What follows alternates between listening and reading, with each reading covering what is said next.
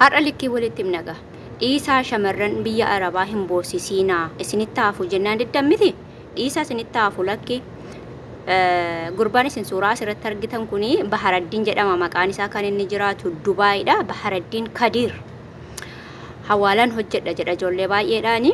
Gaafa ijoolleen maallaqa isaanii irratti ergatanii walitti qabee ittiin makiinaa isaa bitatee gaafa argadheen sii kennaa ittiin jedhaani. Mucattiin isin suuraa ishee asirratti argaa jirtan kun akkuma namni kamiyyuu hojjetee jijjiiramuu barbaadu darbee immoo maallaqa isaa gara biyyaatti ergatee maatii ittiin gargaaru isheen illee biyya Arabaa dhuftee hojjettee ji'a tokko guutuu hojjettee gaafa guyyaa 30 hojjettu guyyaa 10 boossi maallaqa kana argachuudhaaf shamarri biyya Arabaa guyyaa 10 boossi madaamii isheetti naa kenni yookaan dabarsi jechuudhaaf isin immoo irraa fuutanii itti waan barbaadan godhatanii kaatanii gaafan argadhe isiniin deebisa maal jechuudha kun akkam qoosaa jirtu ijoollee keenyatti akkamitti tokko tokkoon ol isinii yaasa'an hattoota haadhaaraaf dafaa deebisa maallaqa ijoollee Baharaddiin deebisi maallaqa mucaa kana abidda ta'ee siyaa gubushin makiinaa ati ittiin maallaqa shamarran biyya Arabaa walitti qabde ittiin bitatte kun gommaan isaa dho'ee ati siin immoo achi keessatti gubee siyaa galaafatu shi gadhe akkamittiin kan isin yaaddan sila ilaal ji'a tokko guutuu hojjette guyyaa 10 boosii damooza sana argachuudhaaf riyaala 1850 irraa fuudhee gaafan argadheen sii kennaa ittiin jedha namoonni itti dhiyaatan Dubaayii keessa warroonni jirtan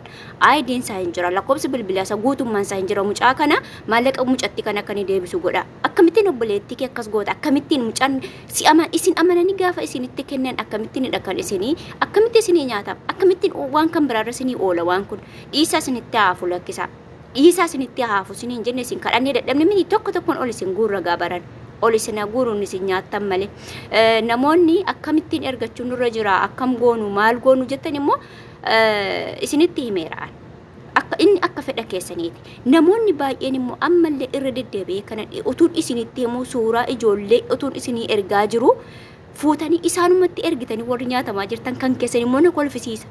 Kunoo dhiisela namni kun akkasidha annaan isumatu naa ergaa jira isumatu naa erga jettanii irratti dabarsanii nyaatamtu bakka maal isinii godhu'an akkam isinii goonuu qo'aamee dirraa waaqamee nutti maa isiniin immoo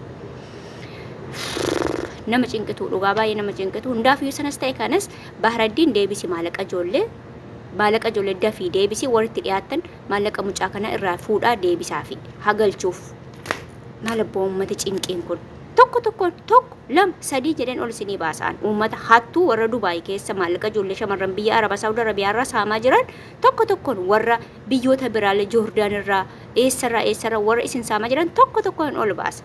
Tole liivii seenuun natti mijataa miti malee utuu liivii seenee baay'ee nama gaddisiisa.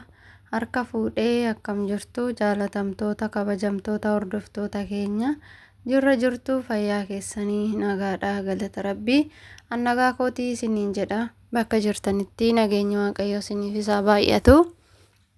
Egaa akkuma argitan obboleettiin keenya kun waan jechaa jirtu dhageessanii jirtan jechuudha ijoolleen maallaqa namarraan ergattan keessattuu warroonni hawaalaa jijjiirrattan baay'ee badaadha jechuudha. Akkasumas maallaqa akkamitti akkanatti bakka tokkotti walitti qabdaniitu namatti dabarsitu maaliif namni isinitti fayyadama jechuun barbaada walumaa galatti akkanatti maallaqa walitti sabasabdanii bakka tokkotti dirhama 108 dirhama 180 dirhama 200 jechuu kooti 200 300 maaliif akkasitti walitti sabasabdanii maallaqa keessan hawaalaa kennitu jalaan ergattanii buuk irratti ergattanii maaliif buukisoo qabaachuu baatan dhugaa asitti nama jalaa baduu irra maatiin ofii nyaachuu wayyan siniin jedha. Egaa gorsi koo kana jechuudha walumaa galatti maatiin ofii yoo itti fayyadamanis nama hin miidhani kan intala keenya jedhu isinis immoo maatii keenya jettaniiti onni jettu garuu namni ormaa asitti maallaqa keessan makiinaadhaan bitate yeroo makiinaa san hojjedhee birrii kiyya walitti kuufadhe sinii kenna jedha isinitti fayyadame. Osoo galtanii maal gootu isin biyya namaa keessa jirtu akka biyya namaa keessa jirrus yaadachuun dirqama keenya jechuudha yeroo tokko akkasitti ofaa yaadannu isiniin jechuun barbaada hordoftoota kiyya warroota hin dhagahin biraan jechuudha sheer gootanii biraan akka geessan jechuudha akkasuma warroota maamila chaanaalii kanaa hin ta'in hiriyoota keessaniif sheer godhaa ta'u maamila taanii akka hordofanii gorsoota garaagaraa akkasuma wantoota dhageenye tokko wanta badaa wantoota shamarran keenya mudatu irraa akkasa deebi'aniif waan beennurraa waan arginerraa waan xiqqoo gorsa hin qoonna. Kanaafuu warra hin beekneef chaanaalii kana sheer gochuu ni dandeessu isiniin jenna yoo isinitti tole.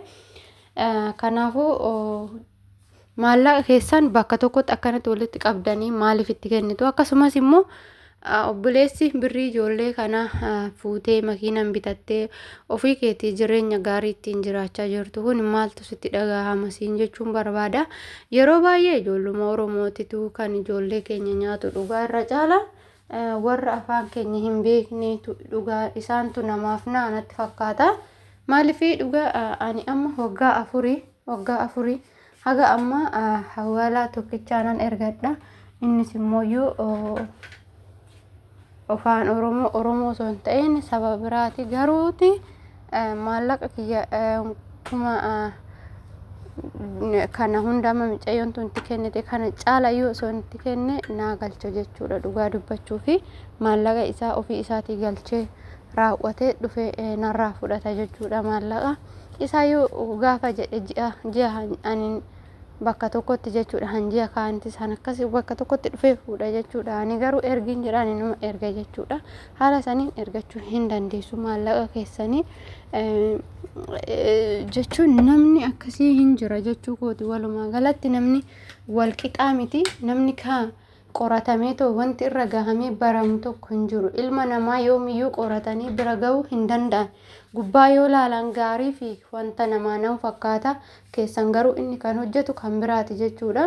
Warroota akkanaa kanarraa rabbiin nu haa eegu malee nuti humna qabaannee of eegnee hin dandeenyu jechuudha. Dafqa ijoollee biyya Arabaa hundumatu nyaata jechuudha. Dafqa ijoollee biyya Arabaa kan hin nyaanne kan ittiin fayyadamne gonkumattuyyuu jira jedhee hin yaaduu jechuudha. Maaliif irra caalaa dafqa ijoollee biyya Arabaatitti fayyadamu. Dafqa ijoollee biyya Arabaatiin kan biyya alaa kan ofiisaatiif illee biyya Arabaa keessa jiru siniin erga jedhee ijoollee keenyarraa maallaqa guuree makiinadhaan bitataa suuqiidhaan banataa wantoota garaagaraatiin hojjeta. Akkasumas biyya keessattis akkuma argitan jechuudha. Jaalalaan wal qabsiisanii mana ijaaressi eegaa maaloo akkasiyyoo silkiin na jalaa cabe silkiin na jalaa badeere jaalalaan fakkeesse jechuudha. Deema jechuudha. Kanarraa of eeggadhaa isiniin jechuun jaaladha. Walumaa galatti namootuma hundaa fi wanni hin jedhina garaa hin laafina.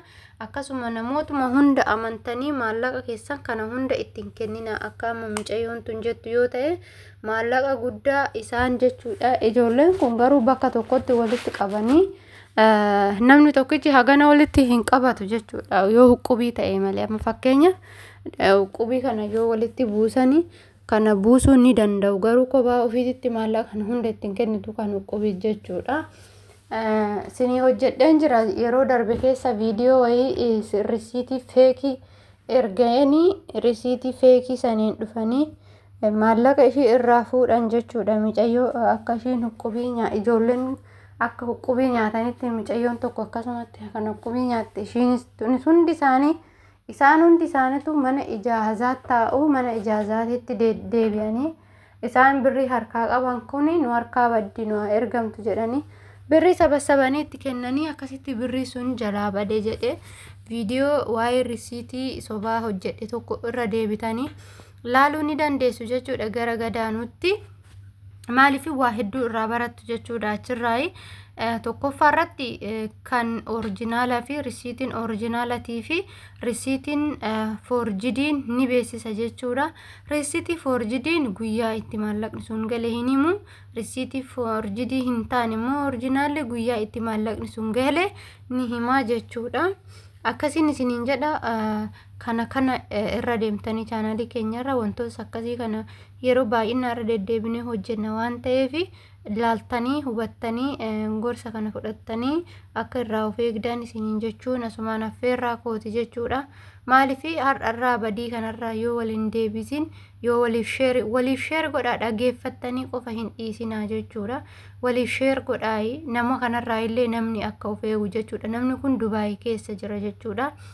Dubaay keessa jira. Kanaafuu maallaqa ijoollee fuudhanii jechuudha asitti isaan bu'aa ofii mataa isaaniiti ittiin godhatan. Kan sinii baasna paaspoortii sinii baasna kaamaa sinii hojjisiisna jedhanii ijoollee keenya birrii 10,000 birrii 20,000 dirhama sanuu jechuudha.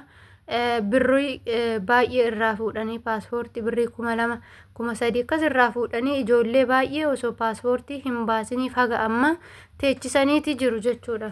Kanaafuu warroota akkasii kana irraa of eeggadhaa maallaqa keessan qabadha. Warroonni immoo paaspoortii baasuu barbaadanii wanni jettanii nama sirriitti taammanii nama sirriitti keessa gadi beeku bahee beeku barbaadachuu ni dandeessu. Nama tokko beektaniidhumaaf afaan gaarii isinitti haasa'eedhumaa fi maallaqa keessan kaastanii kennitanii booda rakkoo keessa akka hin galle jechuudha. Paaspoortii yaada isaatii gaafa hojjettee jette hin galta jechuudha. Biyya keetitti namni galuu si dhoowwu hin jiru. Biyya namaa keessatti garuu seera malee hafuu hin dandeessu. Biyya keetitti garuu ni galta jechuudha. Kanaafuu wanni nuti muddamnee maallaqa keenya gara hin taanetti baasnuu fi hin qabnu jechuudha walumaa galatti.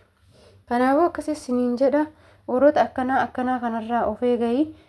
Of eeganiiti eessatti danda'uu miti yoo danda'amaa ta'e maallaqni ijoollee kana galuu qaba. Akkasumas immoo warroonni biraa seeran irraa of eegaa maallaqa keessan liqaa hin kennina. Ergaa yoo ta'e ergadha. An fakkeenyaaf isiniin deebisa isiniin kenna ittiin bitadhe yeroo akkanaa guyyaa akkanaa isiniin jechuu danda'a. Hin gowwoominaa fi nama san namni kan biyya keessaa kan biyya alaa simbira jiru qofa osoo hin ta'in kan biyya keessatti illee waan akkasii rakkadhe waan akkasiin godhadha namni isiniin jechuu danda'a. Garuu immoo akka kootititti osoo akkas ta'uu baate gaariidhaan jedha. Egaa haa galatoomaa ulfaadhaa waan faana turtanii fi viidiyoo kana immoo gorsa namni akka irraa baratu sheer godhaa isiniin jechuun jaaladha. Horaa bulaa.